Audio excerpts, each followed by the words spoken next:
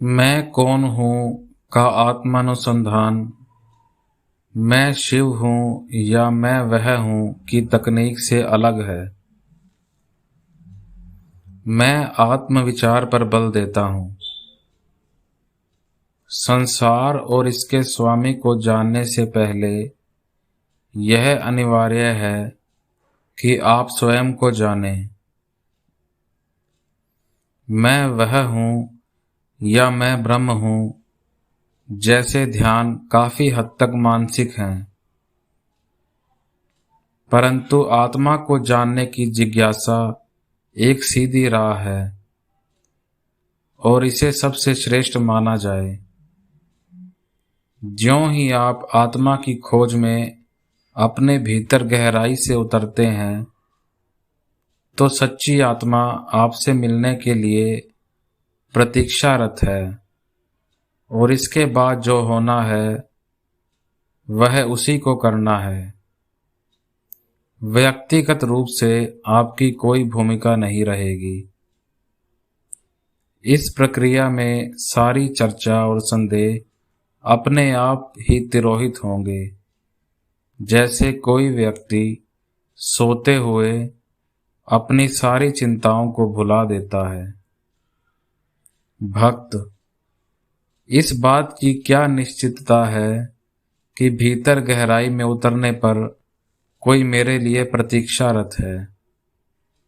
भगवान, जब कोई व्यक्ति परिपक्व होता है तो वह इस बात को सहज भाव से जान लेता है। भक्त, यह परिपक्वता कैसे हासिल हो सकती है?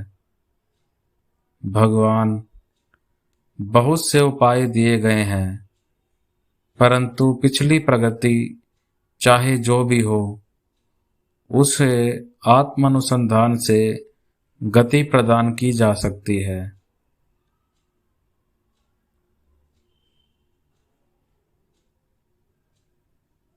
भक्त, यह तो गोल दायरे में घूमने वाली बात हुई। अगर मैं परिपक्व हूँ तो मैं अनुसंधान के लिए सबल हूँ और यह अनुसंधान ही मुझे परिपक्व बनाता है। यह आपत्ति अक्सर किसी न किसी रूप में उठाई जाती थी और भगवान के उत्तर से पुनः इस बात को बल मिलता है कि हमें सिद्धांत नहीं, अभ्यास की आवश्यकता है। भगवान, मन को इस तरह की कठिनाई का सामना करना पड़ता है।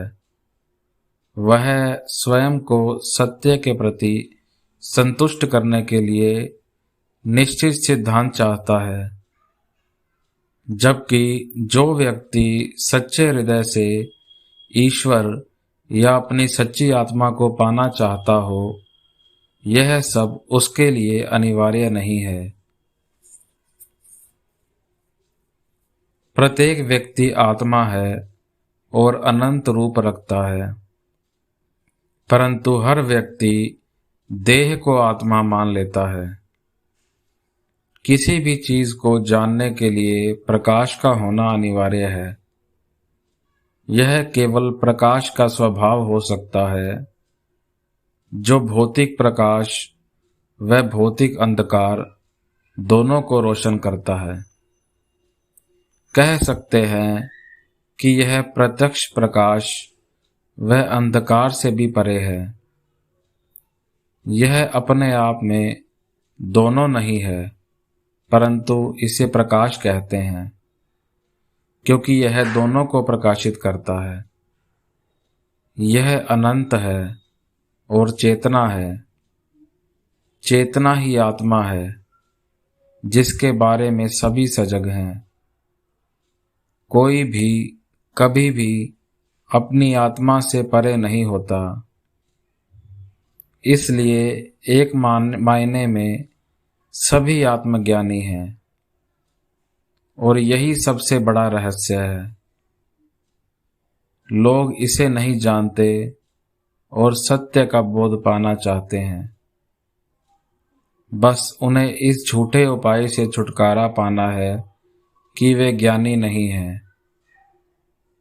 उन्हें कुछ नया हासिल नहीं करना, यह पहले से उनके भीतर उपस्थित होता है, वरना यह शाश्वत और नित्य न होता। जो शाश्वत और नित्य है, केवल वही पाने योग्य है। एक बार इस गलत धारणा कि मैं शरीर हूँ या मैं ज्ञानी नहीं हूँ से मुक्त होने के बाद केवल महाचेतना या आत्मा ही शेष रहती है, और लोगों की वर्तमान ज्ञान की अवस्था में इसे बोध कहते हैं। जबकि सत्य तो यही है कि यह पहले से अभी और यहीं उनके पास मौजूद है। चेतना विशुद्ध ज्ञान है। मन इससे ही पैदा होता है और विचारों से बनता है।